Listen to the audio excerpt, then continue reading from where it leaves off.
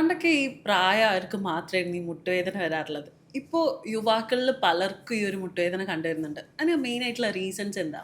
പ്രായം ഒരു ഭാഗവും ഈ മുട്ടുവേദനയുടെ കാരണങ്ങൾ വേറൊരു ഭാഗമായിട്ട് തന്നെ കാണണം. പ്രായം ഏറ്റവും ചെറിയ കുട്ടികൾ മുതൽ പ്രായമുള്ള ഓൾഡ് ഏജ് ആൾക്കാരിൽ വരെയുള്ള മുട്ടുവേദനയുടെ കാരണങ്ങൾ വ്യത്യാസമായിരിക്കും. ഒരു മുട്ടുവേദന വരുന്നതിന് പല കാരണങ്ങളുണ്ട്. ഇൻഫെക്ഷൻസ്, ഇഞ്ചുറീസ്, ഇൻഫ്ലമേഷൻസ്, അതായത് പരുക്കുകൾ കൊണ്ടുള്ളത്, അല്ലെങ്കിൽ അണുബാധ കൊണ്ടുള്ളത്, ആർത്രൈറ്റിസ് പോലെയുള്ള ഇൻഫ്ലമേഷൻസ് കൊണ്ടുള്ളത്, തേയ്മാനം പോലെയുള്ള കാരണങ്ങൾ, ഇങ്ങനെ ഡിഫറെൻറ്റ് കാരണങ്ങൾ വരുന്നുണ്ടാവും. അതേസമയം സ്വാഭാവികമായിട്ടും മുട്ടുവേദന എന്ന് പറയുന്ന ഒരു കാരണത്തെ നമ്മൾ മനസ്സിൽ പെട്ടെന്ന് പോകുന്നത് തേയ്മാനം പോലെയുള്ള കാരണങ്ങൾ കൊണ്ടായിരിക്കും.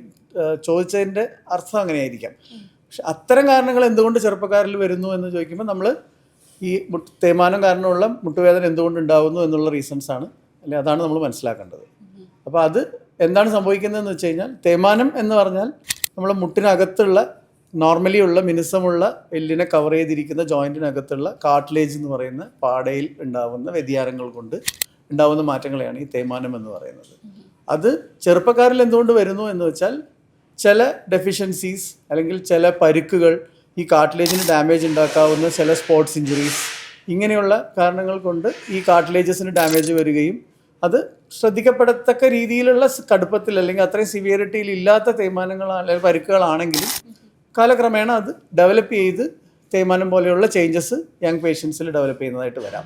ഇതാണ് ഒരു റീസൺസ് പറയുന്നത്. അഗെയിൻ ഇത്തരം പ്രശ്നങ്ങൾ ചെറിയ കുട്ടികളിൽ പോലും വരാം. കാരണം സ്പോർട്സിലൊക്കെ ഇൻവോൾവ് ചെയ്യുന്ന ചെറിയ കുട്ടികളാണെങ്കിൽ പോലും ഇത്തരം പരുക്കുകൾ വന്നിട്ട് എല്ലിൻ്റെ തേയ്മാനം പോലെയുള്ള വേദന പോലെ തന്നെ ഡെവലപ്പ് ചെയ്യാം. പരുക്കുകൾ കൊണ്ട് ബന്ധപ്പെട്ടിട്ട് വരുന്ന വേദനക്ക് ഈ തേയ്മാനം വന്നിട്ടുള്ള വേദന തന്നെ ആവണമെന്നില്ല. കാരണം ഈ പ്രത്യേക പരുക്കുകൾ തന്നെ, അതായത് ഈ കാർട്ടിലേജിനുണ്ടാവുന്ന പരുക്കുകൾ, അസോസിയേറ്റഡ് ആയിട്ട് ഇതിൻ്റെ ഉള്ളിലെ ബോണിനുണ്ടാവുന്ന ഡാമേജസ്, ഇതിൻ്റെ ലിഗമെന്റ് സ്ട്രക്ചേഴ്സിനുണ്ടാവുന്ന ഡാമേജുകൾ, ഇതൊക്കെ നമ്മളെ വേദനയ്ക്ക് കാരണമാവും. ഒരു ബോൺ അല്ലെങ്കിൽ ഒരു ജോയിൻ്റ് എന്ന് വെച്ച് കഴിഞ്ഞാൽ it is just not two bones, രണ്ട് ബോണുകൾ ഇങ്ങനെ ചുമ്മാ നിൽക്കുന്നതല്ല.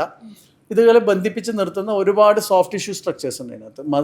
പുറമേയുള്ള തൊലി മുതൽ അകത്തുള്ള ഇമ്പോർട്ടൻറ്റ് സ്ട്രക്ചേഴ്സ്, ലിഗമെന്റ്സ്, മെനിസ്കസ്, ഇങ്ങനെയുള്ള പല കാരണങ്ങളും, പ്രത്യേകിച്ച് ഒരു മുട്ടിൻ്റെ കാര്യമൊക്കെയാണ് എടുക്കുന്നതെങ്കിൽ ഇങ്ങനെ ഉള്ള ലിഗമെന്റ്സുകളൊക്കെ ഒരുപാടുള്ളത്. അപ്പോൾ ഇതിനൊക്കെ വരാവുന്ന പരുക്കുകളെല്ലാം മുട്ടുവേദനയ്ക്ക് കാരണമായിട്ട് നമ്മൾ കൺസിഡർ ചെയ്യേണ്ടതായിട്ട് വരും.